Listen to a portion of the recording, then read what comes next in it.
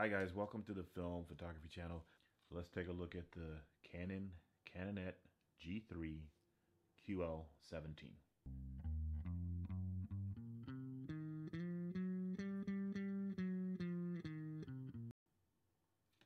Alright, so this is the Canon Canonet G3 QL17. It's kind of a long name for a small camera. It's beautifully engraved on the top plate there. The Canonet is indicative of Canon's small compact cameras, compact rangefinder cameras specifically.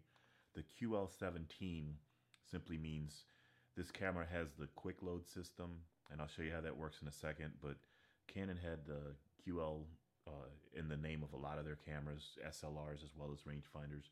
And this particular one, the QL17, QL stands for quick load, the 17 stands for the beautiful 1.7 f1.7 maximum aperture lens. They made a 19. They made several other cameras, but we're going to focus on this one, which was their ultimate. Really, it was the last one that they the last Canonet model that they made, and it was by far their most successful. Canon sold about 1.2 million of these throughout the production run. So this is a really popular camera. Should be pretty easy to find used and in good condition. Okay, so looking at the body, it's your typical rangefinder setup here. You view and compose your photos through this window. Okay, and then your rangefinder focusing patch. It's a coupled rangefinder camera. The focusing patch is generated through this window. It just has a small inner window that lets light in, and it superimposes a focusing patch in the center of the viewfinder window. Speaking of the lens, it's a beautiful, really sharp, really contrasty lens. It's a 40 millimeter, 6 elements in 4 groups. It's a multi-coated lens. When I say it's a sharp lens, I mean it's a sharp lens. It's every bit as good as some of Nikon or Leica's best lenses. It is an f1.7, so it is useful for night photography or for even for indoors use without a flash. It is a very well corrected lens. It's got great character. It's got a nice bokeh or the out of focus background is fairly pleasing. So overall, it's a good performer. The 40 millimeter focal length is right there, just above a moderate wide angle, just below a standard lens. So it's a pretty, useful universal focal length. So good news all around.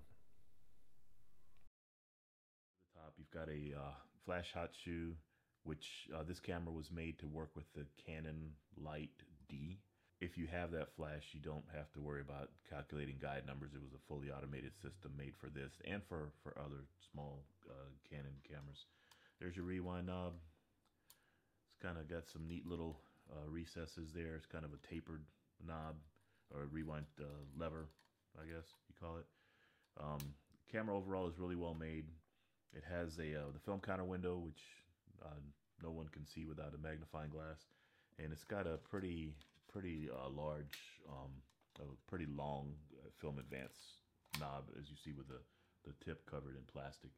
Now this is one of those cameras which is kind of typical that won't let you take a photo if you're under or overexposed.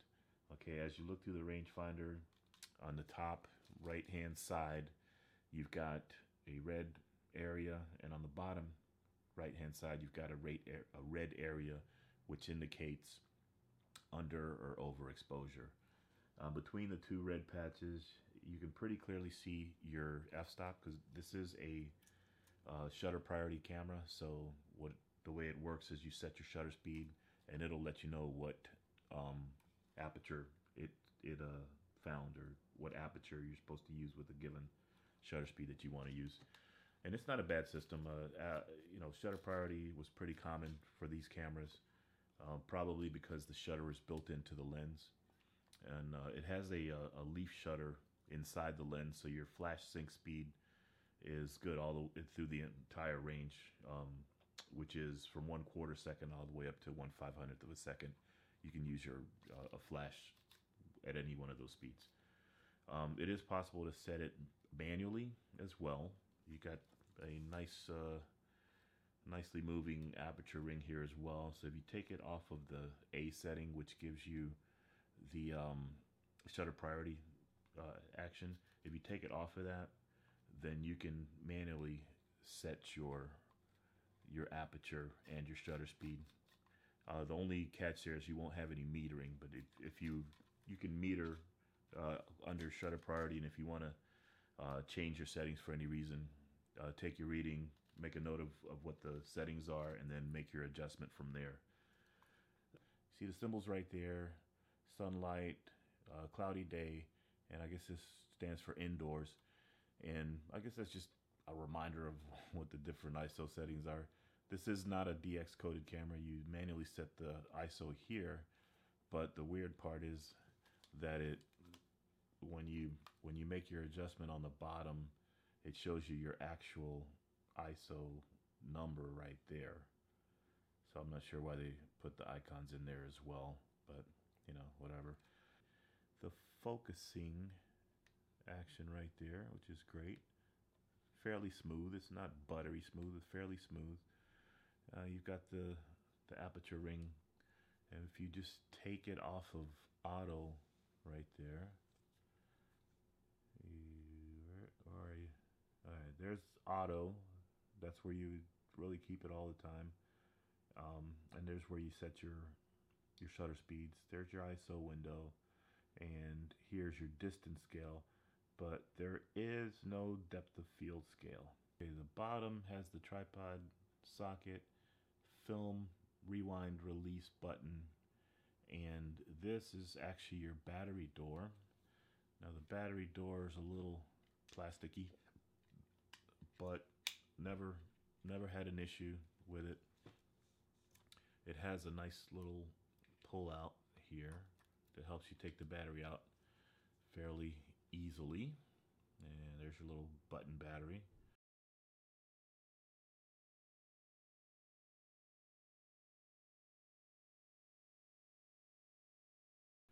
Alright, I'm just gonna throw that back in. And it only lets you put it in one way, which is genius. Doesn't let you put it in the wrong way. Plastic battery door, but given that the battery lasts so long on these cameras, you don't really interact with this battery door a lot. Some folks say, oh, it'll fall apart. Again, this is my third one. I've never had an issue with the battery door.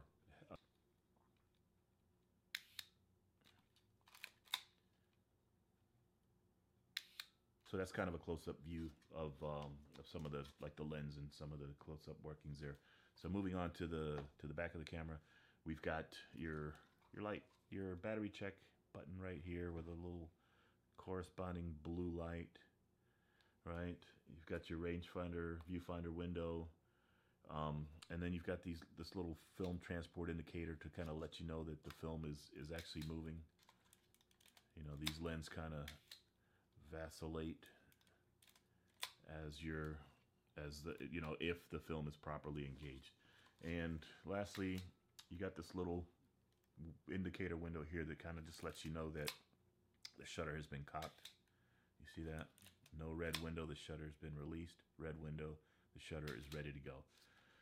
With this camera, it doesn't have like a film reminder holder. There's a little tab that you put your film box in, the tip of the film box to kind of remind you. So there's no way that it really reminds you what the film is that you've got in here. It does not have DX coding. I think I've mentioned that already. And so in that way, it's a pretty basic camera. If I cover up the lens, won't let me take the picture. If I'm shooting into this nice bright light here, then I can take the picture all day long. All right, I had it set on one quarter of a second here. But if I go, let's say to 1/500th, same thing, won't let me take the picture because 1/500th is way too fast for this, like an indoor situation. So if I bring the exposure needle within the range, then I'm okay. And you can kind of manipulate what f-stop you want to use. If you want to, like, have a nice out of focus background, you just work your way into f1.7. And in this case, at f1.7, I'm at 1/60th of a second, which is just fine for hand holding a shot. And you can go ahead and take that shot at f1.7, and then you'll have a beautiful out of focus background. These cameras were superseded by a lot of those, you know, if you look at the 90s cameras that are mostly plastic and kind of weird looking or cheap looking. This was the type of camera that was around before those cameras became popular. They had those loud motors, you know, for automatic film advance and all that stuff. And these were just like purist cameras. This was a really popular genre. Just about every major manufacturer made a camera just like this, roughly the same size. The viewfinder, the 40mm 6-element lens. Most of them had this exact same, you know, formula for the lens. 40mm, some were 38mm, most were 1.7, some were 1.8, some were 1.9. But yeah, there's a lot of manufacturers that made this exact, you know, form factor. Canon hit it on the nose with the QL series because it was really popular. But one thing that stood out right away was the viewfinder on this Canon. It's got, as we know, the focusing patch right in the middle, and it's like a not really well-defined rectangle in the center of the viewfinder window, and it's kind of tinted in a yellowish. So you got like a yellow ball, you know, rectangle, a fuzzy rectangle in the middle of the viewfinder. And the yellow does kind of help you find the focusing patch. It makes it easier to actually focus the camera. This tab here, as you can see, this is the entire focusing range. So it's really easy to use, and this big tab just makes it, you know, makes it really easy to pop whatever you're looking at right into focus. The rangefinder is excellent. The focusing patch is excellent. It's got a nice big viewfinder. That is fairly easy to see. Some of these viewfinders you can't see the numbers. This particular one, you can see the numbers really clearly. What you've got in there, you've got frame lines that actually move along with the focusing action. Some of these cameras would have like an extra set of lines, like it'll have the square, and then it'll have like these little lines under the main square to let you know that's where your parallax comes in. That's how you correct for parallax error, meaning when you're focusing closer to something, given that the rangefinder is not actually looking through the taking lens and it's offset from the taking lens, there has to be like a little adjustment in the viewfinder that happens in order for the focusing or the framing rather, to be accurate. What Canon did with this camera is they just moved the entire frame line instead of adding a subline to say, hey, look at this line if you're close, look at that line if you're far away. And it's a really good system. It's a great viewfinder overall. I mean, it's one of the best viewfinders you can get for this type of camera. The viewfinder is a 0.61 magnification. It's bright, it's clear, it's got like a bluish tint. But you know, it looks great even indoors. All of these cameras don't focus very well indoors. There's some of them that you just flat out can't see the numbers that are displayed in there, which is not the case with this Canon. You can very clearly see the numbers. They have a yellow background, so that kind of helps. And the focusing patch on some of them, you can't even make it out. You can't make out what you're trying to focus on. Again, not the case with this one. This is a really well-designed system. What is this on the side? Is your X sync, your FP sync port. You just plug in there if you've got that, you know, flash that needs the cable instead of the Hotshoe. Given that the CDS cell is behind where the filter threads, if you put like a polarizing filter or something like that, it'll correct for it, you know, because the polarizing filter will be covering the CDS cell. There's a self timer that is actually right there on top of the lens. Most of these cameras had like the regular self timer that you just pull the lever down and it'll start, but this one is actually on the lens. Yeah, so the self timer is right there, and you just press the button and it'll do its thing. That's a little old school self timer. When you want to open the back up here, pretty standard stuff. You just pull up on that film rewind knob, and it'll let you it'll open up the back. Now right here you see the Canon quick load system. That's one of the things that made this camera as popular as it is, or as it was. Using the quick load system is easy. It's as it's meant to be. All right, we're gonna try this here. I don't guarantee I'll be able to do this while I'm holding it up, but we're gonna try. All right, so you load in one side, and all you really have to do is take the film this far, the film leader that far, lay it down flat. Come on. Make sure you're in the sprockets, of course. And that is it. You are loaded and ready to go.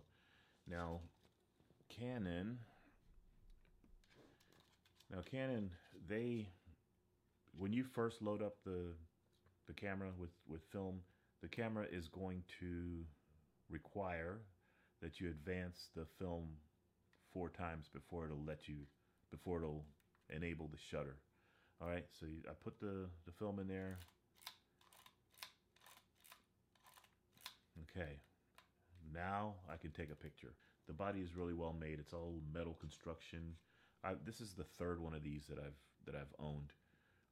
I had one that took a really nasty fall, and it had a terrible ding right there on the side. It still worked. I kept it. It developed a light leak because of the ding. Because it threw everything out of it. It opened up the film door a little bit. But you know, beyond that, it worked fine. I had a second one that I just got rid of when I started buying Leicas. But this is one of the first film cameras I've ever owned. So I bought a Leica, and I thought it was too good to have this type of camera, so I got rid of it. As soon as I saw the error of my ways, I went ahead and bought another one, not having any problems at all.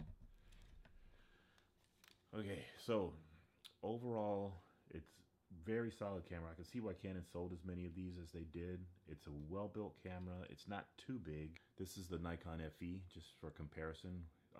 The FE is considered a compact camera, compact SLR.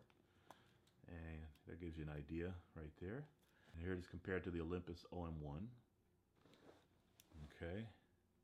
And the OM1 is probably the most compact 35mm SLR. Probably the best comparison right there is to the Leica M3. Another beautiful rangefinder, and you can see how nice and compact that Leica M3 is. Using this camera is really straightforward. I've used this camera a lot. Let me mention one thing too. Like I said, this is my 3rd one of these. I don't recall the other 2 having that film advance thing where you have to advance 4 frames before it'll enable the shutter.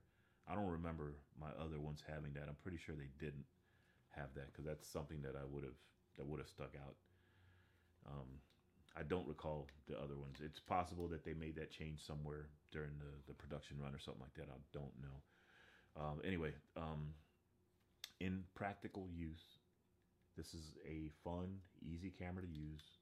As I just demonstrated, it's not big, and compared to the Leica, it's lighter. The Leica is much, not much, but it's definitely noticeably heavier than this camera. That being said, as far as this type of camera goes, this is a little bit on the heavy side compared to some of the other compacts of this type. Like in practical use, you're out there taking photos.